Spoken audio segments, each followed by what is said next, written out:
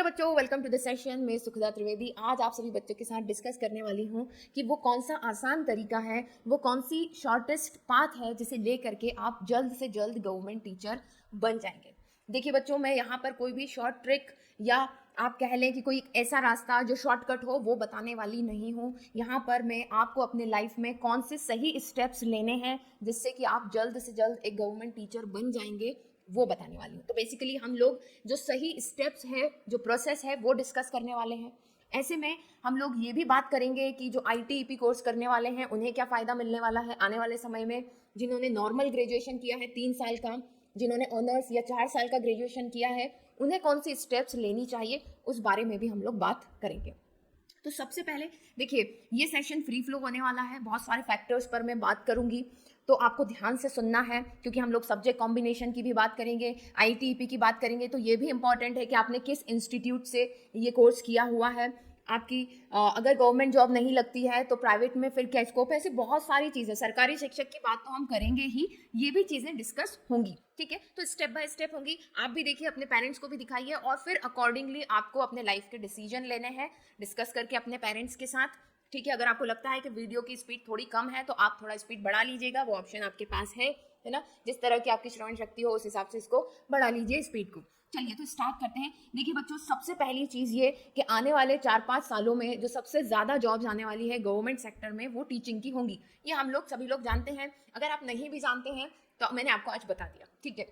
ऐसा क्यों होगा? देखिए, गवर्नमेंट अपना दायरा बढ़ा रही है। दायरा बढ़ा रही है मतलब क्या है? यहाँ पर दायरा बढ़ाने से मेरा मतलब यहाँ पर ये है कि हम सभी लोग जानते हैं कि गवर्नमेंट अभी तक 1st to 12th तक ही पढ़ाती थी, है ना। गवर्नमेंट स्कूल जितने भी होते थे वो 1st to 12th तक के होते थे। बट न्यू एजुकेशन पॉलिसी के अकॉर्डिंग अब गवर्नमेंट ने इसमें प्री प्राइमरी क्लासेस भी इंक्लूड कर दिए। उन्होंने बोला कि भाई हम KG1 और KG2 वाले बच्चों को भी पढ़ाएंगे। तो इनको पढ़ाने के लिए टीचर कहाँ से आएंगे? रिक्रूटमेंट होंगे, ठीक है।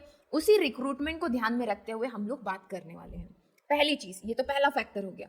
दूसरा फैक्टर आप ये भी जानते हैं कि जिस तरह से पॉपुलेशन बढ़ रही है, टीचरों की बहुत कमी है इंडिया जैसे देश में, ठीक है। और बहुत सालों से आप ये भी जानते हैं कि जितने रिक्रूटमेंट निकलने चाहिए थे नहीं निकले हैं। तो अब नई एजुकेशन पॉलिसी को ध्यान में रखते हुए आप जैसे बच्चों को तैयार किया जा रहा है और फिर उन्हें प्लेस किया जाएगा, ठीक है। तो न्यू एजुकेशन पॉलिसी के अकॉर्डिंग रिक्रूटमेंट होंगे, ठीक, वैकेंसीज आएंगी। तो ये 2 फैक्टर है जिनको ध्यान में रखते हुए हम लोग आगे का डिस्कशन करेंगे। अब जब हम बात कर रहे हैं कि भाई गवर्नमेंट KG1 KG2 भी डील करने वाली है, तो अब हमारे पास 4 लेवल हैं जहां पर आप टीचिंग कर सकते हैं। एक तो प्री प्राइमरी, है ना, प्री प्राइमरी, ठीक। फिर वही 1st to 5th, ध्यान से आपको सारी चीजें सुनना है। फिर 6th to 8th और फिर 9th to 12th, ठीक है। एक एक करके मैं सभी चीजों पर आऊंगी। यहां पर देखिए, ये हर एक लेवल का B.Ed करना आपको पड़ेगा, ठीक है। हर एक लेवल से मतलब जिस लेवल का आप B.Ed करना चाहते हैं ये आपके ऊपर डिपेंड करता है। ITEP एक ऐसा कोर्स है जो आपको डायरेक्ट अपॉर्चुनिटी देता है कि इनमें से कोई सा भी लेवल आप सिलेक्ट कर लीजिए, हम आपको ग्रेजुएशन प्लस उस लेवल का B.Ed करवा देंगे, ठीक है। ये ITEP कोर्स आपको सुविधा देता है, ठीक। इसके बाद हम लोग स्टेप्स पर आते हैं। अब ये जब आपको सुविधा मिल रही है यहाँ पर, तो आप में से बहुत सारे बच्चों का ये पूछना है कि मैम हम ITEP कोर्स कौन से इंस्टीट्यूट से करें। तो बच्चों, आप सभी लोगों को मैं बता देती हूँ, आपके पास सिर्फ एक ग्रेजुएशन और एक B.Ed की डिग्री होनी चाहिए। ये मैटर नहीं करता है कि आपने किस इंस्टीट्यूट से किया है, क्योंकि गवर्नमेंट जॉब लेने के लिए आपको एंट्रेंस एग्जाम क्लियर करनी पड़ेगी। क्लियर है ये चीज, ठीक है। तो ITEP वाले जितने भी बच्चे हैं वो ये बात समझ जाएं कि आप किसी भी इंस्टीट्यूट से करें, अल्टीमेटली आपको सभी को compete करना है एक एंट्रेंस एग्जाम में, जो कि नॉट द एंट्रेंस एग्जाम, एक कॉम्पिटिटिव एग्जाम में जिससे आपको जॉब मिलेगी। क्लियर है? यहाँ पर ये चीज आपको ध्यान में रखना है। तो कहीं से भी किसी भी इंस्टीट्यूट से आप ITEP करो, इसका फायदा बस यही है कि आपका ग्रेजुएशन और B.Ed एक साथ मिल जाता है। प्लस ऐसा नेशनल एजुकेशन पॉलिसी में लिखा हुआ है कि आपको प्रायोरिटी दी जाएगी। अब वो प्रायोरिटी किस बेसिस पर होगी? आपको प्रायोरिटी थोड़े मार्क्स आपके या वेटेज बढ़ा दिया जाता है। ऐसा होता है ना कि आपका 5% वेटेज बढ़ा दिया जाएगा। इंट्रेंस एग्जाम में आपके जो भी नंबर आएंगे उसका थोड़ा वेटेज बढ़ा दिया जाएगा। ये प्रायोरिटी जहां तक मुझे लगता है और जो नेशनल एजुकेशन पॉलिसी में लिखा है वो यही है, ठीक है, कि आपका वेटेज थोड़ा बढ़ा दिया जाएगा। अगर आपके 80 मार्क्स आए हैं किसी कॉम्पिटिटिव एग्जाम में तो उसको लेट्स से 85 मान लिया जाएगा, 5 मार्क्स आपके ज्यादा बढ़ा दिए जाएंगे या 5% बढ़ा दिया जाएगा, इस तरह से होगा, ठीक है। तो ये तो आईटीईपी वालों की बात हो गई। अब जिन लोगों ने 3 ईयर का या 4 ईयर का ग्रेजुएशन किया है उनको साथ में लेकर के चलते हैं, ठीक है। चलिए, तो एक ये हमने लिख दिया आईटीईपी, इनका तो ग्रेजुएशन, ठीक है, प्लस बीएड इन्हें मिल चुका है, हम ये मान लेते हैं, ठीक।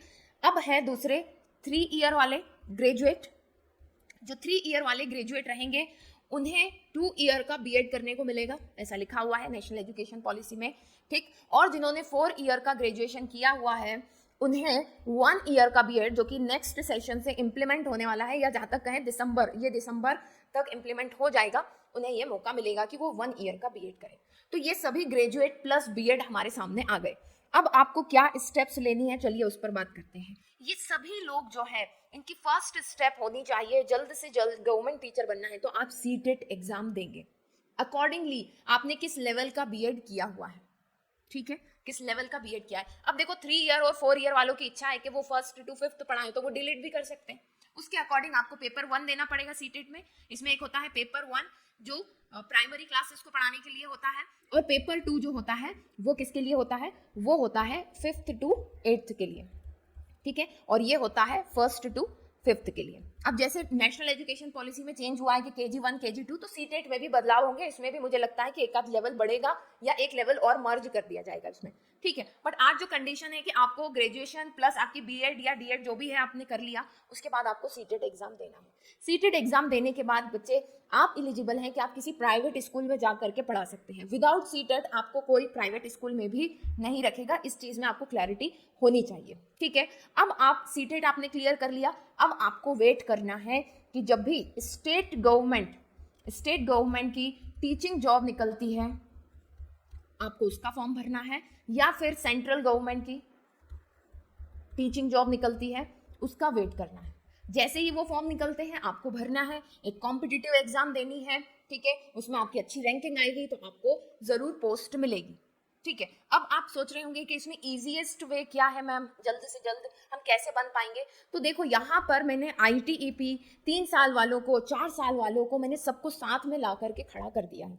और जब आप फील्ड में जाओगे तो आप साथ में ही खड़े मिलोगे, क्योंकि गवर्नमेंट आपसे ये नहीं पूछेगी कि आपने बीएड कहाँ से किया, आपने बीएससी कहाँ से किया, आपने बीए कहाँ से किया। आप बस एक ग्रेजुएट होने चाहिए जिसके पास टीचिंग की एक डिग्री हो वैलिड इंस्टीट्यूट से, ठीक है। फिर आप सभी लोग एक कॉमन लाइन में खड़े हो जाएंगे, आपको एग्जाम देनी है, क्लियर करना है, तभी आपको जॉब मिलेगी। Is this clear? अब मैं ये आप सभी लोगों को क्यों बता रही हूँ, क्योंकि आप में से बहुत सारे बच्चे मुझसे ये पूछते हैं, मैम मैं अभी अपना ग्रेजुएशन कर रहा हूँ या कर रही हूँ, 3rd ईयर में हूँ, क्या मैं ये छोड़ दूँ, है ना, या मैंने 3 साल से गैप लिया हुआ है, अब मैं आईटीईपी के लिए एक साल और छोड़ सकता हूँ क्या। तो मेरा ये वीडियो लेकर के आने का मकसद यही है कि अगर आपको टीचर ही बनना है तो आप अपने 3-4 साल क्यों खराब कर रहे हैं, क्योंकि टीचर बनने के लिए जरूरी क्या है, ये लास्ट स्टेप जरूरी है, समझे बात को, ये जरूरी है। और ये स्टेप के लिए क्या जरूरी है, एक ग्रेजुएशन चाहिए आपको, ठीक है, ग्रेजुएशन प्लस बीएड या फिर डिप्लोमा इन एलिमेंट्री एजुकेशन जो भी है।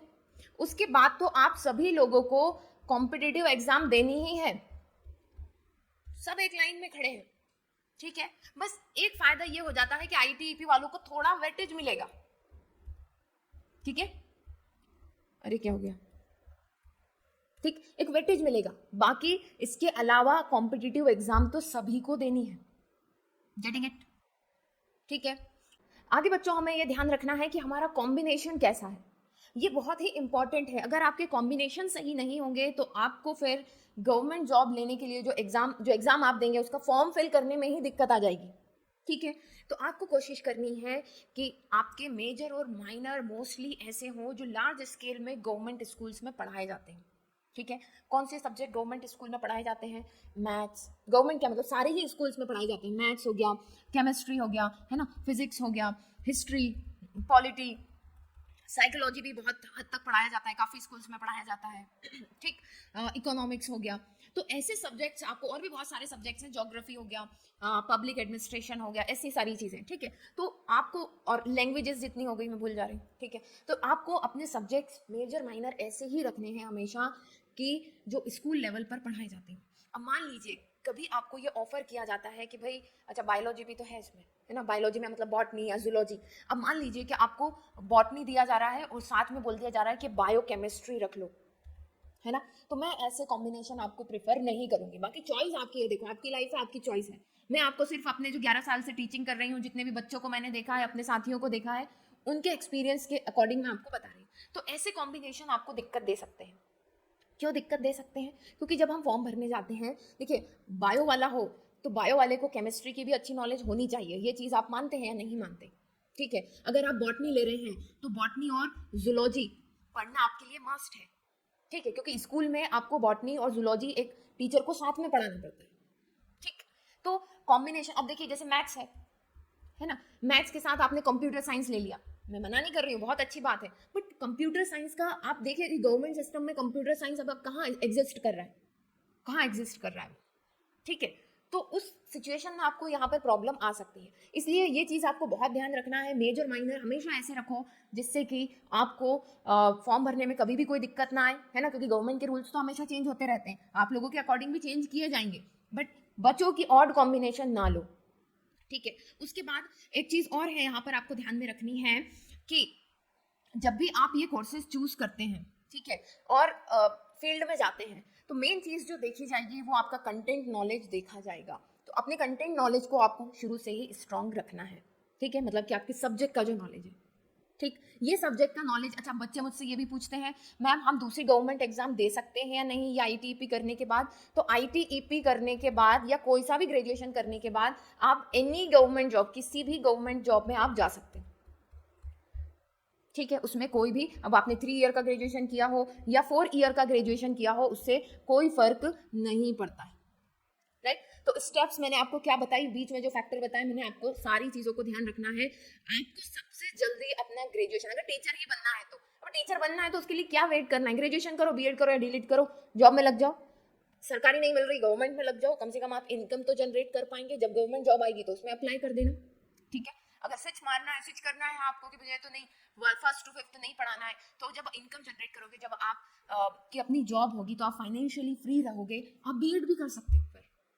ठीक है, तो ऐसा नहीं है कि एक ही बार में सब हो जाएगा। लाइफ जो है बहुत कह सकते हैं हम कि बहुत सारे उसमें फैक्टर्स होते हैं।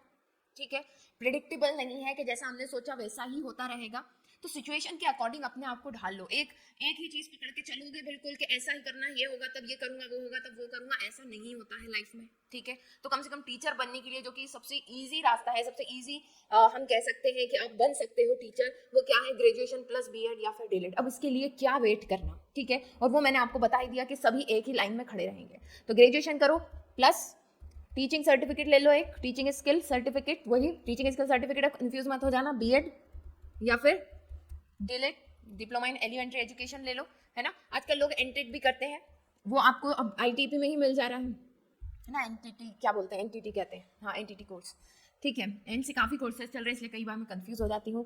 ठीक है, चलिए, तो ग्रेजुएशन टीचिंग स्किल कोई सी भी एक डिग्री ले लीजिए एंड देन सीटेट दे दो, जिससे प्राइवेट में जॉब मिलना आसान हो जाएगा, और गवर्नमेंट जॉब के लिए, गवर्नमेंट की जो कॉम्पिटिटिव एग्जाम आएगी उसके लिए वेट करना है। क्लियर? अब इसके बाद भी कोई डाउट रह जाता है तो वही व्हाट्सएप नंबर है, या फिर नीचे इंस्टाग्राम की डायरेक्ट लिंक है, वहाँ से आप मुझे डीएम कर सकते हैं। ठीक है, आई होप कि आपके काम आएगा ये वीडियो। फिर जल्दी मिलते हैं नेक्स्ट सेशन में, तब तक के लिए best of luck and bye.